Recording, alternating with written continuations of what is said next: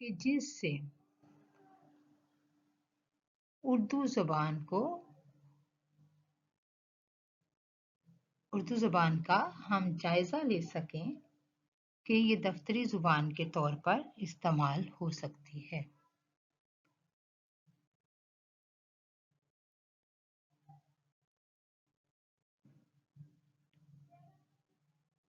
عزیز طالبات، جب ہم کسی زبان کو بطور دفتری زبان کے اپناتے ہیں تو اس میں ہم دیکھتے ہیں کہ کیا یہ زبان دفتری مراسلت کے ہم معنی ہے، یعنی کیا یہ دفتری زبان جو ہے وہ دفتری مراسلت کے تمام تقاضے پورے کر سکتی ہے، کیونکہ بے شک اردو جو ہے ادب کے لحاظ سے بہت بڑے ذخیرے کی حامل ہے،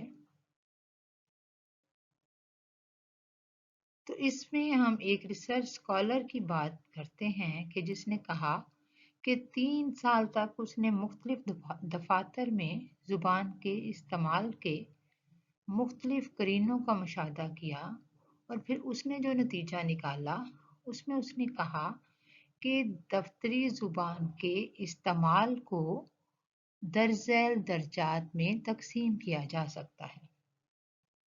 اس میں جو نمبر 1 ہے وہ ہے دفاتر کے سائن بورڈ، ناموں کی تختیاں، شعبہ جاتی تختیاں وغیرہ۔ یعنی آپ دیکھیں کسی بھی دفتر میں جائیں، ہمیں کس طرح سے پتہ چلے گا کہ اس طرف کس کا دفتر ہے؟ تو سائن بورڈ جو ہیں وہ ہماری رہنمائی کرتے ہیں، مختلف تیر کے نشان بنا کے یا ایرو کے نشان بنا کے بورڈ پر لگا دیا جاتا ہے کہ اس جگہ فلاں دفتر ہے۔ پھر دفتر کے باہر ناموں کی تختیاں آویزاں ہوتی ہیں، جس سے ہمیں پتہ چلتا ہے کہ یہ کس کا آفس ہے۔ مختلف شعبہ جات کی تختیاں آویزاں کی جاتی ہیں کہ یہاں یہ والا جو ہے وہ شعبہ ہے، شعبہ اردو ہے، شعبہ انگریزی ہے یا شعبہ اسلامیات ہے۔ یعنی جو تختیاں آویزاں کرنی ہیں وہ کس زبان میں کی جائیں۔ کیا اردو زبان اس اہمیت کی حامل ہے کہ دفاتر کے سائن بورڈ میں، ناموں کی تختیوں میں اور شعبہ جاتی تختیوں میں اس کا استعمال کیا جا سکے؟ دوسرا، دفتری زبان ہونے کے لیے ہم نے اردو کو جس کسوٹی پر پرکھنا ہے کہ دفتر اور رابطہ عام۔ دوسرا جو ہمارا معیار ہے کہ اگر ہم نے اردو کو بطور دفتری زبان قرار دینا ہے تو کیا اردو جو ہے وہ دفاتر میں رائج ہو سکتی ہے، ہمارے عوام کے رابطے کی زبان بن سکتی ہے؟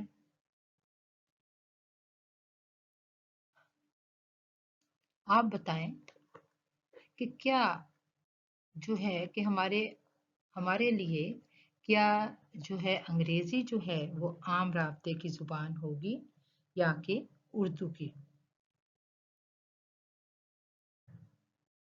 عزیز طالبات، سید واجد رضوی نے لکھا ہے کہ اردو ہماری بیش قیمت روحانی، اخلاقی اور معاشرتی اثاثہ کی امین ہے۔ اس کی حفاظت پاکستان کی نظریاتی سرحدوں کے لیے اتنی ہی ضروری ہے جتنا عساکر پاکستان کا وجود ضروری ہے۔ یہ جو سید واجد رضوی نے کہا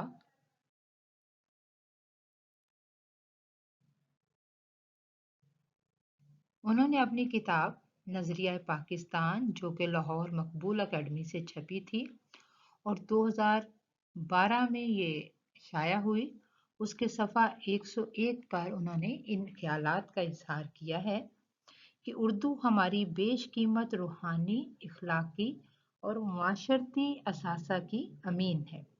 اس کی حفاظت پاکستان کی نظریاتی سرحدوں کے لیے اتنی ہی ضروری ہے جتنا عساکر پاکستان کا وجود ضروری ہے۔ یہ دیکھیں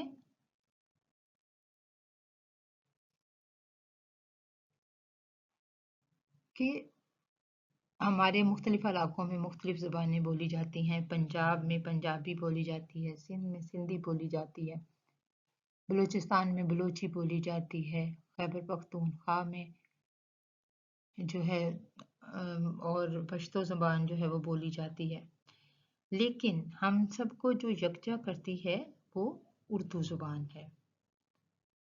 اور عزیز طلباء و طالبات، سید عبداللہ جو کہ ایک مشہور دانشور تھے، وہ اردو زبان کو پاکستان کا جزو لا ینفک، جو بہت ضروری جزو ہے، وہ سمجھتے تھے، اور وہ یہ سمجھتے تھے کہ اردو جو ہے وہ اسلامی تہذیب کی آئینہ دار ہے۔ فارسی اور عربی سے تو اس کے گہرے روابط ہیں ہی، بہت سے الفاظ فارسی کے اردو میں شامل ہیں، بہت سے عربی الفاظ شامل ہیں۔ اس وجہ سے یہ اسلامی اقدار اور روایات کی امین تو ٹھہرتی ہی ہے، لیکن ہمارے ادب کی بھی نمایاں زبان ہے۔ ادبی روایات بھی اسلامی رنگ رکھتی ہیں، اس لیے اردو کو مسلمانوں نے اپنے سر کا تاج بنایا۔ سید عبداللہ اردو زبان کی ترقی اور ترویج اور اس کی آئینی حیثیت کی بحالی کے لیے باقاعدہ مہم چلاتے رہے، جس کا احوال ان کی کتاب تحریک نفاذ اردو میں پڑھا جا سکتا ہے۔ ان کا ماننا ہے کہ پاکستان کی آزادی اور بقا کے لیے اردو زبان کو ملکی اور قومی سطح پر اپنانا ناگزیر ہے۔ تعلیمی سطح پر بھی اس کے نصاب اور دائرہ افادیت کو وسیع تر کیا جانا چاہیے، یعنی تعلیمی حوالے سے بھی ہمیں اردو زبان کو جو ہے اور زیادہ قریب لانا ہے۔ اور انہوں نے ایک دفعہ اردو کی اہمیت پر بات کرتے ہوئے کہا تھا، اور یہ بات جو ہے انہوں نے ڈاکٹر ممتاز منگلوری کی کتاب ہے جو انہوں نے ڈاکٹر سید عبداللہ کی اردو خدمات پر لکھی تھی، اور ڈاکٹر سید عبداللہ نے اس کا خطبہ صدارت دیا تھا۔ اس خطبہ صدارت میں انہوں نے خطاب کرتے ہوئے فرمایا تھا، اور بعد میں یہ کتاب مقتدرہ قومی زبان پاکستان جو آج کل فروغ زبان اردو کا ادارہ ہے، فروغ قومی زبان اس کا تبدیل شدہ نام ہے، سے 2007 میں شائع ہوئی، اور یہ خطبہ صدارت میں صفحہ نمبر 141 پر یہ ان کی تحریر موجود ہے کہ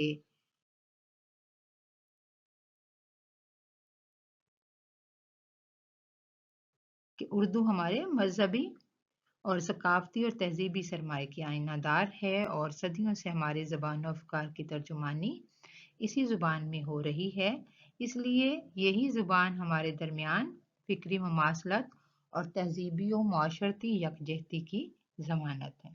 یعنی اس سے اندازہ ہوتا ہے کہ ہمیں تعلیم کو کس طرح سے تعلیم میں اردو زبان کو ذریعہ اظہار بنانا ہے۔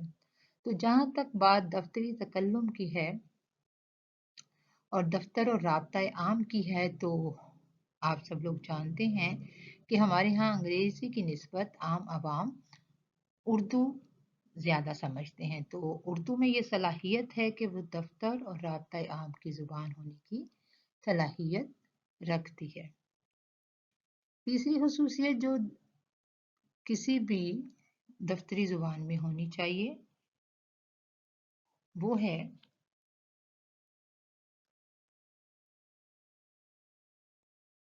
دفتری تکلم۔ یعنی جب دفتری تکلم یہ نہیں کہ دفتر میں جب ہم عام بات چیت کر رہے ہیں تو اس بات کو ذریعہ اظہار بنائیں، بلکہ دفتری تکلم سے مراد ہے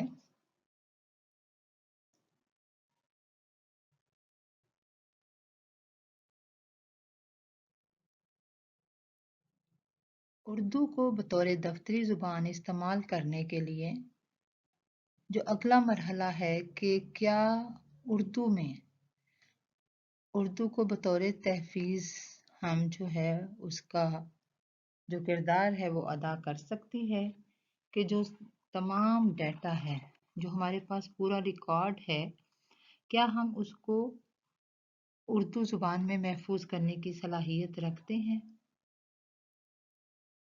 تو اس سلسلے میں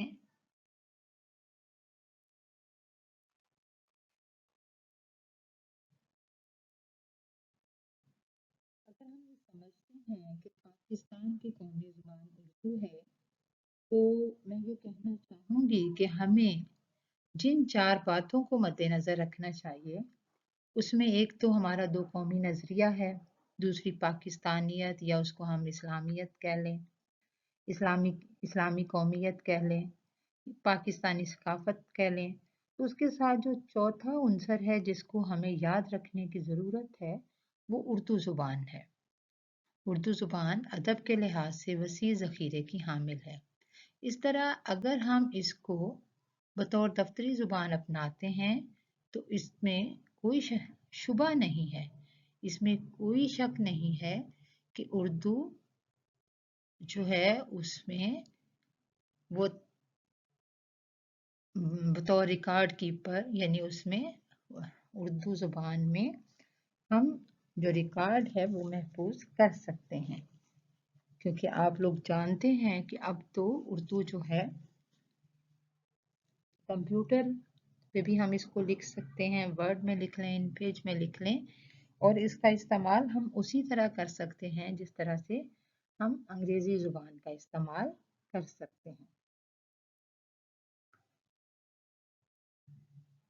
تو یہ تو تھی کہ کیا جو ہے کہ اردو جو ہے وہ عام عوام کی زبان بن سکتی ہے، دفتری زبان بن سکتی ہے، تو بلا شبہ اس میں تمام جو خطوط ہیں کسی بھی قسم کے خطوط وہ ہم لکھ سکتے ہیں۔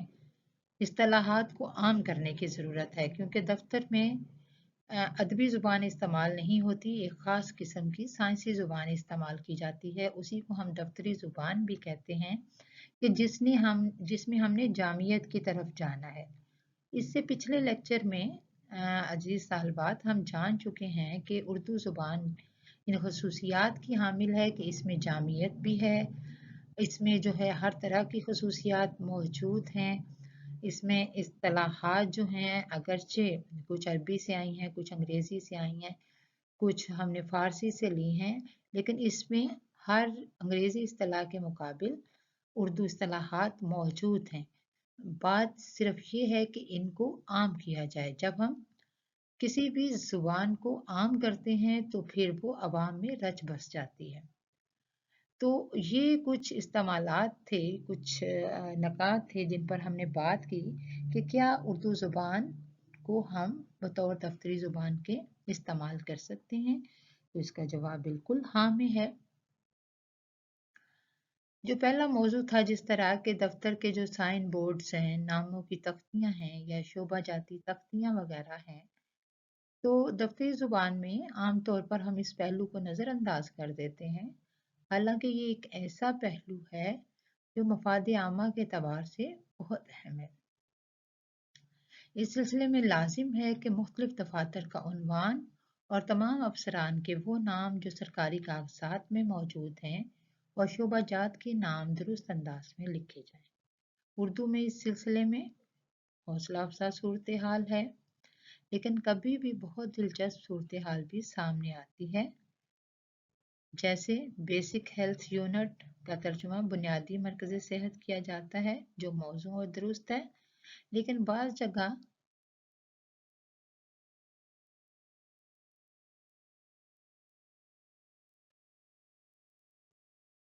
ان کے مختلف تراجم بھی نظر آ جاتے ہیں۔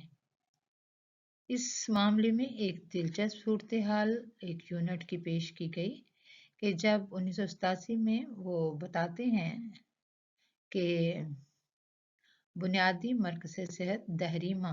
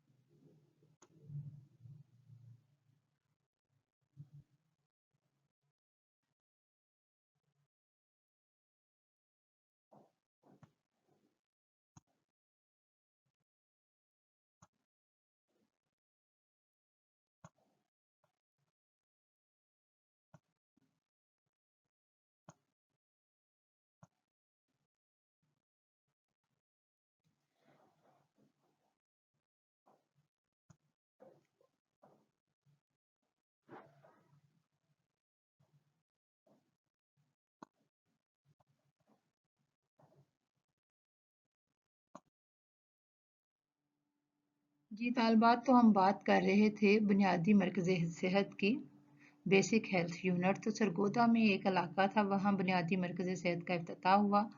तो बहुत मज़ाक़ खेज़ उसका जो है वो तर्जमा किया गया। तो लिहाजा हमें जब हम उर्दू में तराजुम करते हैं मुख्तलिफ इस्तिलाहात के, तो वो भी आम फहम को मद्देनज़र रख कर करने चाहिए कि जो आपकी इस्तिलाह है वो वाज़ेह हो सके। दूसरा जो मकसद है कि क्या उर्दू जो है दफ्तर और राब्ता आम की ज़ुबान बन सकती है। हर बड़े दफ्तर को किसी न किसी सतह पर अवाम से राब्ता रखना पड़ता है। ज़ाहिर सी बात है कि दफातर चलते ही अवाम की वजह से हैं। अवाम को मुख्तलिफ ज़रूरियात होती हैं।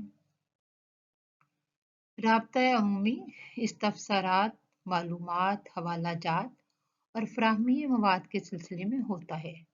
इस ज़िमन में मुख्तलिफ महकमों में राब्ता ऑफ़िसर मौजूद होते हैं। छोटे दफातर में शोबा इस्तफ़सार मौजूद होता है। जिन दफातर में राब्ता ऑफ़िसर या शोबा इस्तफ़सार यानी जहाँ लोगों के सवालात के जवाबात दिए जाते हैं, जहाँ उनकी मदद की जाती है, जहाँ उनकी रहनुमाई की जाती है, जहाँ ये शोबा मौजूद नहीं होता, वहाँ ये काम दीगर अहलकारों के ज़रिए जारी रहता है।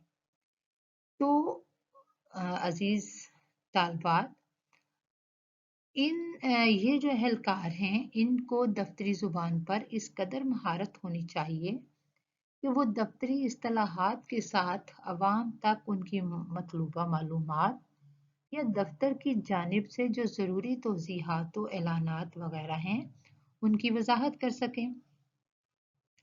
जहाँ इन लोगों की ज़ुबान सादा और आम होनी चाहिए, वहाँ इन्हें दफ्तरी इस्तिलाहात और उनकी तौज़ीह वगैरह पर भी अबूर होना चाहिए। मसलन टोकन नंबर, चालान नंबर, डायरी नंबर, मुख्तलिफ शोबाजात के नाम और महारत भी होनी चाहिए। तो तभी वो ज़ुबान जो है वो दफ्तर और राब्ता आम की ज़ुबान बन सकती है। तालबात, बात ये है कि आप ये देखें कि जिस तरह हम बैंक में जाते हैं, बैंक में अगर हमने रकम जमा करवानी है, तो जो हमारे आम आवाम हैं वो उस रसीद को पुर नहीं कर सकते कि यहाँ क्या लिखना है, यहाँ क्या लिखना है, अकाउंट टाइटल और इस तरह की जो चीज़ें हैं। तो अगर यही रसीदें जो हैं वो अगर उर्दू में बना दी जाएं और इसमें आम इस्तिलाहात इस्तेमाल की जाएं, तो आम जो अवाम है वो भी उस रसीद को पुर कर सकेगी। वहाँ फिर मुख्तलिफ काउंटर पे लोग बैठे होते हैं जो उनको वो रसीद पुर करके देते हैं। तो इस तरह से ये तो एक छोटी सी मिसाल मैंने आपके सामने दी। हमारे बहुत से लोग जो हैं जब किसी दफ्तर में राब्ते के लिए जाते हैं, उनको दरख्वास्त लिखनी पड़ती है। अंग्रेजी में वो दरख्वास्त नहीं लिख सकते, तो वहाँ जो अहलकार हैं वो उनको लिख के देते हैं। तो इसी तरह अगर हम उर्दू जो कि हमारी कौमी ज़ुबान है, उसको हम ज़रिया इज़हार की ज़ुबान बनाते हैं, उसको हम दफ्तरी ज़ुबान बनाते हैं, तो फिर ज़रूर है कि इसमें जो है हम राब्ता आम की ज़ुबान इसको जो है वो करार दें।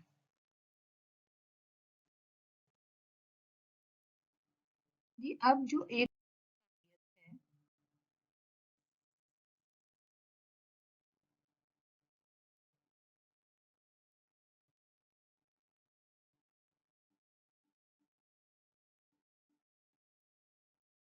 है कि क्या जो है वो दफ्तरी तकल्लम की ज़ुबान थी। उर्दू क्या बतौर दफ्तरी तकल्लुम की ज़ुबान बन सकती है? तो जैसा कि हमने पहले भी अर्ज़ किया था कि उर्दू में जो है वो दफ्तरी तकल्लुम की ज़ुबान बन सकती है। इसमें मुख्तलिफ खतूत लिखे जा सकते हैं, जिनका ज़रिया इज़हार जो है वो उर्दू हो सकता है। फिर जो दफ्तरी सहाफ़त है उर्दू, उसका भी हिस्सा बन सकती है। क्योंकि जो भी आप प्रोग्राम करते हैं मुख्तलिफ, ज़ाहिर है कोई भी محکمہ ہے وہاں مختلف پروگرام ہوتے ہیں، مختلف جو ہے وہ میٹنگز ہوتی ہیں، مختلف اجلاس ہوتے ہیں، تو ان کو ان کی رپورٹ جو ہے وہ لکھنی ہوتی ہے اور وہ اخبارات کو دینی ہوتی ہے۔ اسی طرح اگر کسی ادارے میں داخلے کھلتے ہیں، کوئی ورکشاپ کا انعقاد ہونا چاہتا ہے، کوئی شارٹ کورسز، مختصر جو کورسز ہیں وہ شروع کیے جاتے ہیں، تو اس کے لیے جو ہے وہ ہمیں اشتہارات بھی دینے پڑتے ہیں۔ اگر ہم نے کوئی اجلاس کروایا ہے تو اس کی خبر بھی دینی پڑتی ہے کہ اس موضوع پر اجلاس ہوا تاکہ عوام جو ہے اس سے مستفید ہو سکے۔ تو عزیز طلباء و طالبات، بات یہ ہے کہ کیا اردو میں دفتری زبان بننے کی صلاحیت ہے؟ تو کیا یہ صحافت کی زبان بن سکتی ہے؟ تو آپ کے سامنے موجود ہے کہ ہماری اردو میں کتنے اخبارات شائع ہو رہے ہیں اور وہ مقبول عام بھی ہیں۔ اور اگر ہم تھوڑا سا اپنی روایت کا جائزہ لیں، اردو صحافت کی روایت کا جائزہ لیں، تو جو سب سے پہلا اخبار تھا وہ آپ کو پتہ ہے کہ جامع جہاں نما تھا، جو 1822 میں کلکتہ سے شائع ہوا تھا، اور آج تقریباً 2022 میں تقریباً اردو صحافت کا آغاز ہوئے 200 سال ہو چکے ہیں۔ تو 200 سال میں اردو صحافت نے بہت اتار چڑھاؤ دیکھے، ترقی کی بہت سی منازل طے کی ہیں، بہت سے اخبارات شائع ہو رہے ہیں۔ بے شک آج جو ہے وہ ہم دیکھتے ہیں کہ اس میں جو ہمارے پاس ہے کہ پرنٹ میڈیا کا دور ہے، پرنٹ میڈیا کے ساتھ سوشل میڈیا کا دور ہے کہ آج صرف جو اخبارات شائع ہوتے ہیں صحافت میں، صرف ان کی اہمیت نہیں ہے، بلکہ آپ دیکھ لیں کہ ٹی وی پر مختلف چینلز ہیں جہاں اردو میں خبریں دی جاتی ہیں، پھر فیس بک اور انٹرنیٹ، ان پر مختلف بلاگز موجود ہیں، ہم ای میلز جو ہیں وہ اردو میں لکھ سکتے ہیں۔ بہت سے اخبارات، تقریباً تمام بڑے بڑے اخبارات جو ہیں وہ اپنے آن لائن ایڈیشن شائع کر رہے ہوتے ہیں کہ وہ کہیں بھی اردو سمجھنے اور بولنے والے دنیا کے کسی بھی خطے میں ہوں تو وہ ان اخبارات سے مستفید ہو سکتے ہیں۔ آپ دیکھ لیں کہ آج ہمارے پاس بہت سے اخبارات ہیں، میں اگر ان کے نام لینا چاہوں تو نوائے وقت ہے، جھنگ ہے، پاکستان ہے، خبریں ہیں، یہ تو دن ہے۔ اس طرح آپ علاقائی سطح پر دیکھ لیں تو مختلف لوکل اخبارات، علاقائی اخبارات بھی شائع ہوتے ہیں۔ کچھ بین الاقوامی اخبارات ہیں جو نہ صرف پاکستان کے بڑے بڑے شہروں سے بھی یک وقت شائع ہوتے ہیں، بلکہ باہر کے ملکوں کے سے بھی کچھ اخبارات جو ہیں وہ شائع ہوتے ہیں۔ تو جہاں تک انگریزی صحافت کا تعلق ہے، بے شک انگریزی میں صحافت جو ہے، صحافت کی روایت اردو سے زیادہ قدیم ہے، اور ہم نے جو ہے وہ بہت کچھ جو ہے وہ انگریزی صحافت سے لیا ہے، لیکن اگر آج 200 سال گزرنے کے بعد ہم اردو صحافت کی بات کرتے ہیں تو اردو صحافت کے پاس ایک کثیر سرمایہ موجود ہے۔ اردو صحافت کا کوئی شعبہ ایسا نہیں کہ جس میں ہم نے پیش رفت نہ کی ہو، جس میں ہم نے ترقی نہ کی ہو۔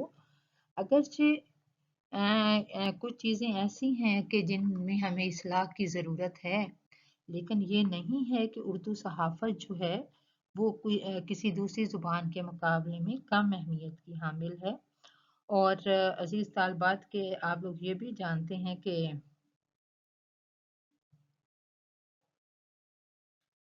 کہ جب تحریک پاکستان شروع ہوئی 1857 کی جنگ آزادی، 1857 کی جنگ آزادی کے بعد جو تحریک پاکستان سے تشکیل پاکستان کا سفر تھا، اس میں اردو صحافت نے بہت اہم کردار ادا کیا ہے، اور اسی لیے تو جمیل جالبی صاحب کو یہ کہنا پڑا کہ اب کا نہیں یہ ساتھ کے सदियों का साथ है, तश्कील अर्ज़ पाक में उर्दू का हाथ है। तो उर्दू जो है, किस तरह से वो तश्कील पाकिस्तान में रोल मॉडल बनी, किस तरह से उसने तश्कील पाकिस्तान में किरदार अदा किया है, वो हमारे सामने है। बड़े बड़े अखबारात, मौलाना ज़फ़र अली ख़ान ने ज़िम्मेदार अखबार शुरू किया, कितनी दफ़ा उनकी ज़मानतें ज़ब्त हुई। फिर आप मौलाना मोहम्मद अली जौहर को देख लें, किस तरह मौलाना शौकत अली और मौलाना मोहम्मद अली जौहर अली बरादरान के नाम से मशहूर थे, किस तरह से वो पेश पेश रहे। जो मौलाना मोहम्मद अली जौहर हैं, उन्होंने अपना अखबार जो है वो हमदर्द निकाला, और बार बार वो जब वो तहरीक पाकिस्तान के लिए लिखते थे, अंग्रेज़ों के ख़िलाफ़ लिखते थे, तो उनकी ज़मानतें ज़ब्त हुई। लेकिन वो इतने आज़ादी के दाई थे कि उन्होंने जो है वो गुलाम मुल्क में मरना भी कबूल नहीं किया, और 1930 में जब वो गोलमेज कॉन्फ्रेंस में शिरकत के लिए गए तो वहीं बीमार हुए, और वहीं लंदन में जो है उनकी कब्र है। ये तो खैर इससे बात हट के है, लेकिन तालबात बहुत से अखबारात ऐसे हैं जिन्होंने तश्कील पाकिस्तान में गहरा किरदार अदा किया। जब एक इतना बड़ा जो तहरीक पाकिस्तान से तश्कील पाकिस्तान का सफ़र तय कर सकती है, तो फिर उर्दू ज़ुबान जो है वो तामीर पाकिस्तान में भी अहम किरदार अदा कर सकती है, और ये दफ्तरी सहाफ़त में भी एक रोल प्ले कर सकती है।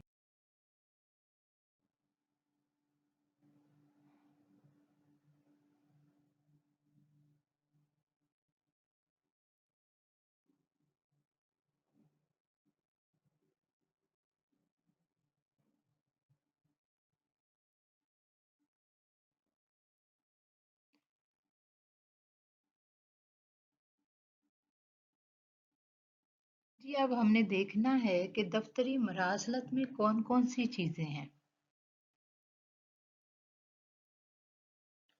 और उसके लिए हमने कौन-कौन सी इस्तिलाहात रवा रखनी है। अगरचे अभी ये हमें इस्तिलाहात जो हैं कुछ नामानूस सी नज़र आती हैं, कुछ नामानूस लगती हैं, इसलिए कि हमने अंग्रेज़ी ज़ुबान को बतौर दफ्तरी ज़ुबान के अपनाया हुआ है, और वही जो इस्तिलाहात हैं हम में रच बस गई हैं।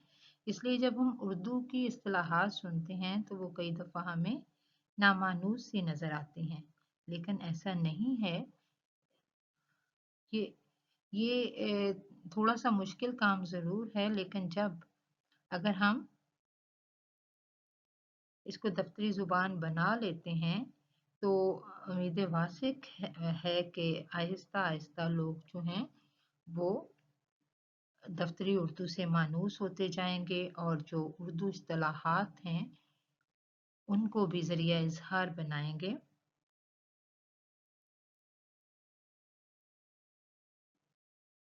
अब ये देखें कि कायद आज़म ने जब ढाका में उर्दू को पाकिस्तान की रियासती ज़ुबान बनाने की बात बड़े वाज़ेह अल्फाज में की थी, और कहा था कि लोग अपने तौर पर चाहें जिस ज़ुबान को चाहें राइज कर सकते हैं। कायद आज़म ने मशरकी बंगाल में उर्दू को सरकारी ज़ुबान बनाने का ऐलान किया, तो साथ ही ये भी कहा था कि मुझे पाकिस्तान की रियासती ज़ुबान के सवाल पर अपने ख्यालात का आदा करने दीजिए। इस सूबे में दफ्तरी इस्तेमाल के लिए सूबे के अफराद जो ज़ुबान चाहें इस्तेमाल कर सकते हैं, लेकिन राबता की ज़ुबान जो रियासत के मुख्तलिफ सूबों में राबता का वसीला है वो उर्दू होगी, कोई दूसरी नहीं। कायद आज़म जो हैं वो तलबा को क्योंकि समझते हैं कि वो कौम का कीमती सरमाया है, तो अगर तलबा जो हैं यानी उर्दू को यानी हम इदारों में राइज करते हैं, बार बार कायद आज़म के इरशादात हमारे सामने हैं। फरमान फतेहपुरी की किताब में भी जो इकबाल कायद आज़म का इक़्तिबास शामिल है। جس میں انہوں نے ہندی اردو تنازع پہ بات کی ہے فرمان فتح پوری صاحب نے. تو اس میں جہاں قائد اعظم نے طالب علموں کو یہ نصیحت کی کہ آپ لوگ پاکستان کے حقیقی معمار آپ ہیں، کسی کا اعلی کار بننے یا گمراہ ہونے سے بچیے، اپنے اندر مکمل اتحاد اور جکانگت پیدا کیجیے. پاکستان کی قومی زبان اردو اور صرف اردو ہوگی. جو شخص آپ کو اس غلط راستے پر ڈالے وہ پاکستان کا دشمن ہے. یہ مشترک قومی زبان کے بغیر کوئی قوم نہ باہم متحد رہ سکتی ہے اور نہ کوئی کام کر سکتی ہے.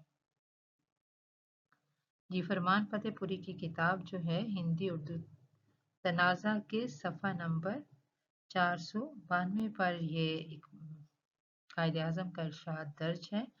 یہ کتاب کراچی نیشنل بک فاؤنڈیشن سے شائع ہوئی تھی 1977 میں.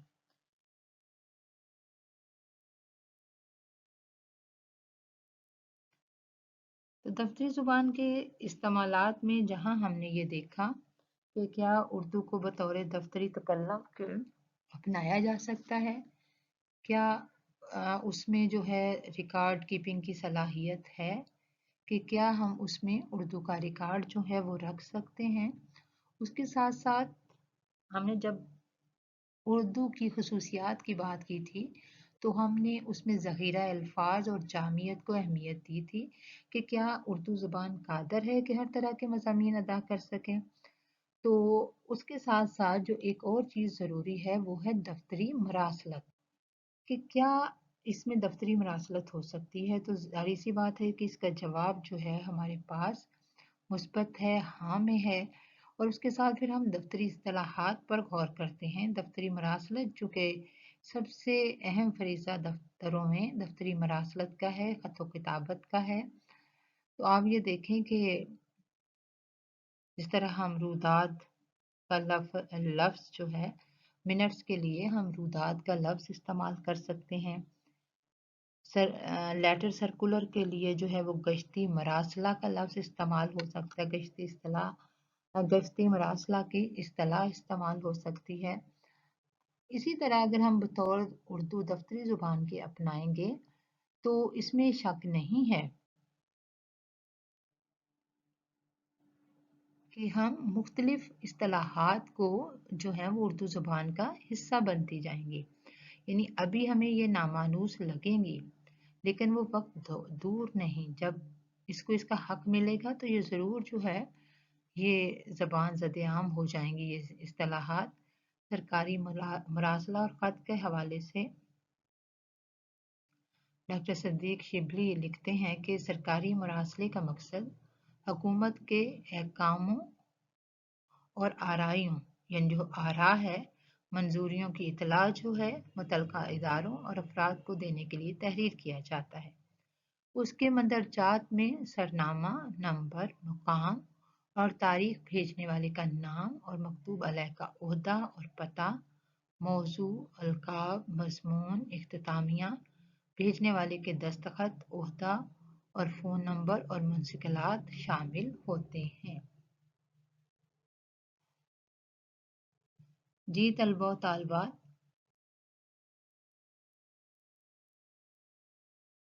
یعنی جب ہم نے کوئی سرکاری مراسلہ لکھنا ہے، سرکاری خط لکھنا ہے، سرکاری درخواست لکھنی ہے تو اس میں سرکاری مراسلت کس لیے ہوتی ہے؟ تاکہ حکومت کا کوئی حکم ہے، اس کی کوئی آرا ہے، انہوں نے کوئی قانون منظور کیا ہے، اس کی اطلاع جو ہے وہ متعلقہ اداروں تک پہنچانی ہے، افراد کو دینی ہے. تو وہ جو خط ہے جب لکھا جائے گا، جب وہ مراسلہ لکھا جائے گا تو اس کی ایک سائڈ پہ اس کی پیشانی پہ سرنامے پہ جو ہے اس کا نمبر ڈالا جاتا ہے کیونکہ دفتروں میں ہر چیز کا ریکارڈ رکھا جاتا ہے اور ریکارڈ رکھنے کے لیے ان کو نمبر جو ہے وہ دینا ضروری ہے، نمبر الاٹ کرنا جو ہے وہ ضروری ہے. مقام اور تاریخ، بھیجنے والے کا نام کیونکہ ہر خط کی اہمیت اس کی تاریخ سے ہوتی ہے. پھر جس کی طرف سے وہ مراسلہ جا رہا ہے اس کا عہدہ کیا ہے، اس کا پتہ کیا ہے اور پھر جو سبجیکٹ ہے وہ دیا جاتا ہے، اس کا جو موضوع ہے وہ دیا جاتا ہے، جن کو خطاب کرنا ہوتا ہے اس کا لقب کیا ہے، اور مضمون کا اختتامیہ جو ہے وہ جس کی طرف سے جا رہا ہے اس کی تمام جو معلومات ہیں وہ درج کی جاتی ہیں، اس کے دستخط کیے جاتے ہیں، اس کا عہدہ لکھا جاتا ہے، اس کا فون نمبر لکھا جاتا ہے، اور اس کے علاوہ جو ای میل ایڈریس، ویب ایڈریس، اس کے ویب کا پتہ جو ہے، برقی پتہ جو ہے وہ دیا جاتا ہے، تو فیکس کا پتہ دیا جاتا ہے، یعنی جو ضروری معلومات ہیں وہ ہم اس میں دیتے ہیں۔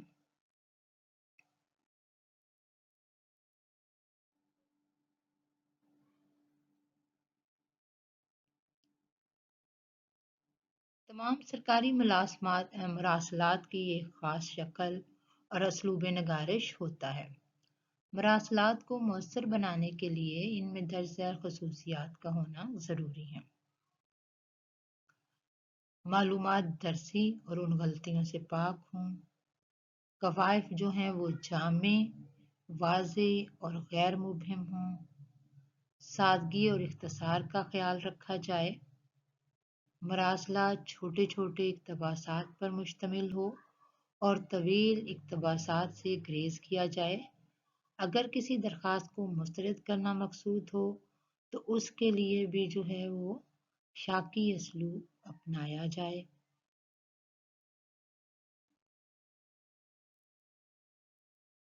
یعنی اب دفتری مراسلت کیسی ہونی چاہیے، اس میں کیا کچھ ہوگا، یعنی اگر ہم نے اردو کو دفتری مراسلے کی زبان بنانا ہے تو اس کے لیے کیا کچھ ہونا ضروری ہے۔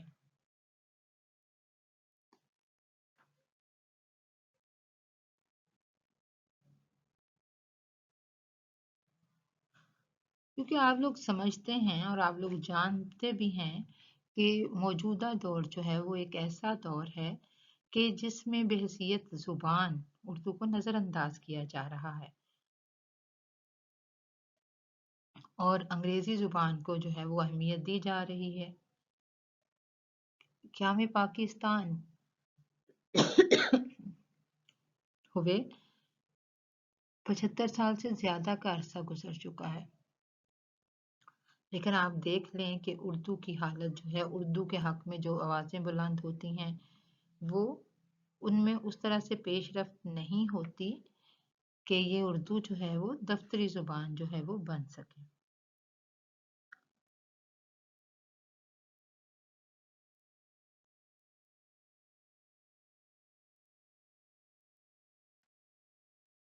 اردو جو ہے وہ ہماری قومی شناخت ہے اور پاکستان کی علامت ہے، لیکن افسوس کا مقام ہے کہ پاکستان کی اس شناخت کو سے ہم پہلو تہی کر رہے ہیں اور انگریزی کو ہم اپنے اوپر سوار کر رہے ہیں، جب کہ ہم نے جب اردو زبان کو ہم نے اس کسوٹی پہ پرکھا ہے کہ کیا اردو بطور دفتری زبان بن سکتی ہے، تو اس میں وہ تمام خصوصیات موجود ہیں، وہ تمام لوازمات موجود ہیں جو دفتری اردو کے لیے ضروری ہیں۔ پھر دفتری زبان کے جو استعمالات ہیں، جو ہمارا آج کا لیکچر ہے، جو ہمارا آج کا موضوع ہے، اس میں بھی ہم نے دیکھا کہ اس میں وہ تمام خصوصیات ہیں جو دفتری زبان کے لیے ضروری ہیں۔ عزیز طالبہ، یہ ایسے ہی قائد اعظم نے اس کو یہ نہیں کہہ دیا تھا کہ اردو جو ہے وہ ہماری سرکاری زبان ہوگی، وہ یہی کرنا چاہتے تھے کہ اردو کو بطور دفتری زبان کے سرکاری حیثیت سے اپنایا جائے۔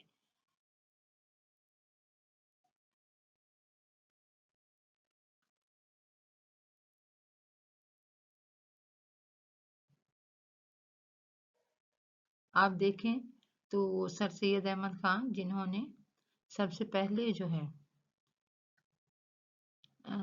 دو قومی نظریہ پیش کیا تھا، انہوں نے بھی اردو زبان کو اپنانے پر زور دیا تھا، اور اگر دیکھا جائے تو اردو کے ہر شعبہ علم و فن میں جو ہے وہ اردو زبان میں کتابیں موجود ہیں۔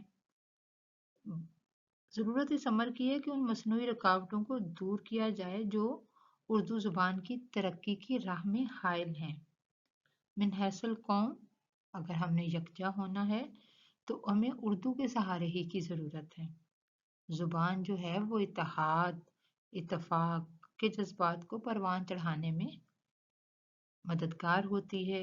ये हमारे इत्तेफाक की ज़ामिन है।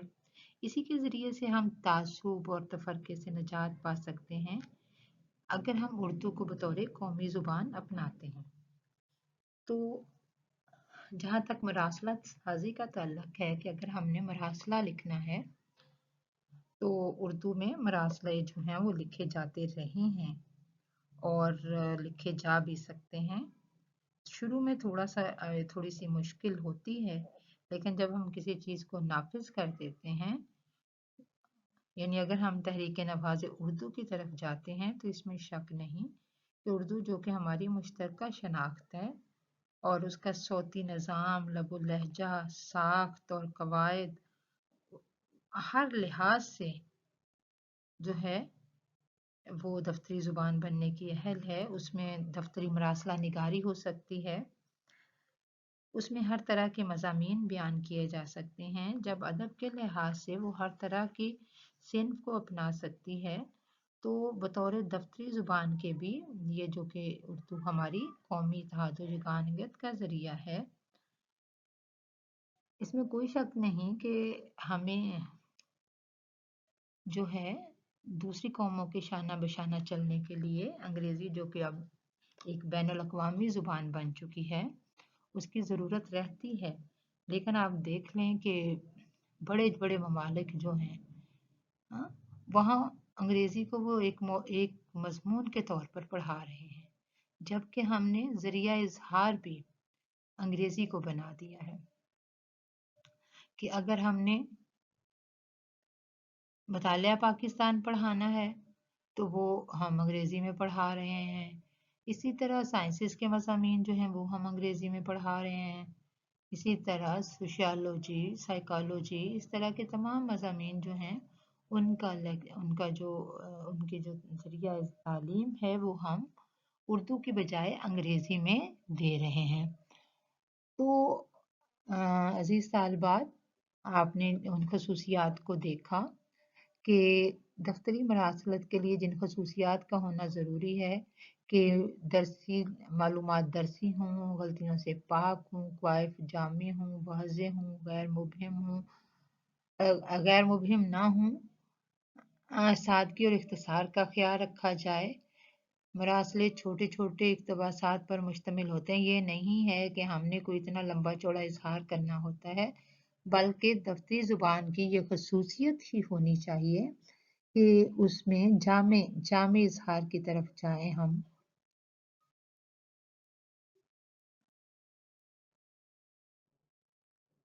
अब कुछ तो सरकारी मरासले होते हैं, कुछ नीम सरकारी मरासले होते हैं, और मियाँ मोहम्मद असलम जो हैं, जो कि एक रिसर्चर हैं जिन्होंने उर्दू बतौर दफ्तरी ज़ुबान पे काम किया, तो वो कहते हैं कि मरासलत की शक्ल उस वक्त इस्तेमाल की जाती है जब किसी मामले की जानब मकतूब अलैह की ज़ाती तवज्जो मबज़ूल करवानी मकसूद हो या ख़त में ऐसी बात का जिक्र हो जिसे खुफिया रखना मतलूब हो। आम तौर पर सरकारी अफसरान आपस में मरासलत की इस सूरत का इस्तेमाल करते हैं। क्योंकि मरासलत की ये सूरत ज़ाती सतह पर इस्तेमाल होती है, इसलिए नीम सरकारी मसासे का मिजाज ज़रा बेतकल्लफ़ाना होता है। अलकाब की जगह मुकर्रमी या जनाब लिखा जाता है। यानी जब हम दफ्तर में मरासलात लिखते हैं, खतूत लिखते हैं, दरख्वास्त लिखते हैं, तो ज़्यादातर तो जो हैं वो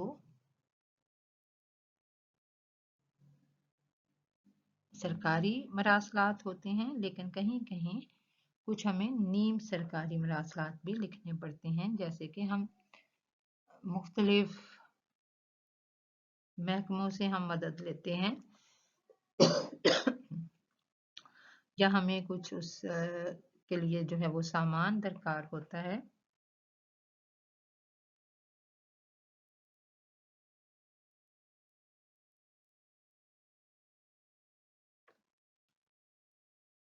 तो उसके लिए थोड़ा सा जो है, क्योंकि सरकारी मरासले में तो हम जो है बिल्कुल जो दफ्तर का अंदाज है, जो सरकारी अंदाज है, उसी को अपनाते हैं। लेकिन अगर नीम सरकारी मरासला है तो उसमें हम कर सकते हैं कि थोड़ी सी बेतकल्लफाना राय जो है वो दे सकते हैं। लेकिन बात ये है कि हमने अब तक अपनी ज़ुबान का सही मुकाम नहीं समझा और ना ही इसकी वो कदर जो कि होनी चाहिए थी वो समझी है। सच पूछिए तो इसकी कदर व एहतराम उन लोगों में कहीं ज़्यादा है जिनकी ये ज़ुबान नहीं है, जहाँ ये कम मुरव्वज है।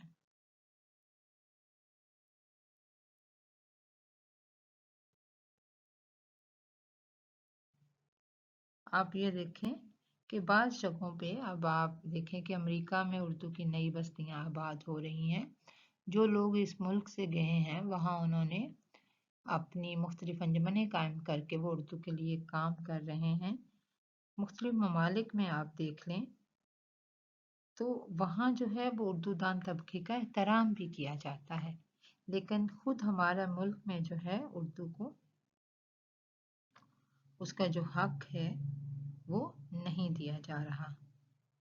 हालांकि पाकिस्तान के जुदा इलाकों में जो एक तो मज़हब हमें यकजा करता है, दूसरी जो है वो राब्ता इत्तिसाल है, और राब्ता इत्तिसाल जो है वो उर्दू के सिवा और कोई नहीं है।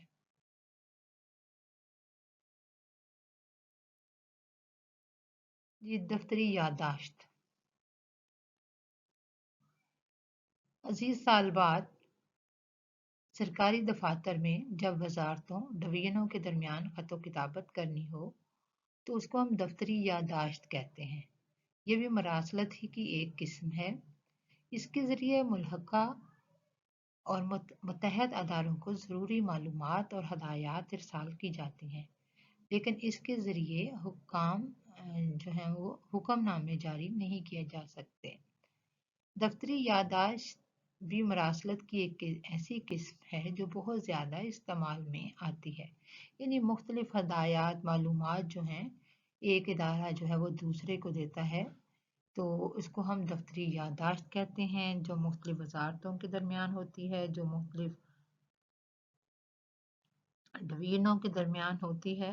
तो अगर हमने उर्दू को ये देखना है कि क्या उर्दू में ये सलाहियत है कि ये दफ्तरी याददाश्त रखने के काबिल है, तो बिलाशुबा जहाँ हमने दूसरी तमाम खसूसियात का जिक्र किया है वहाँ ये भी ज़रूरी है कि उर्दू जो है वो उसमें हम जहाँ दफ्तरी मरासलात लिख सकते हैं वहाँ दफ्तरी याददाश्त भी लिखी जा सकती हैं।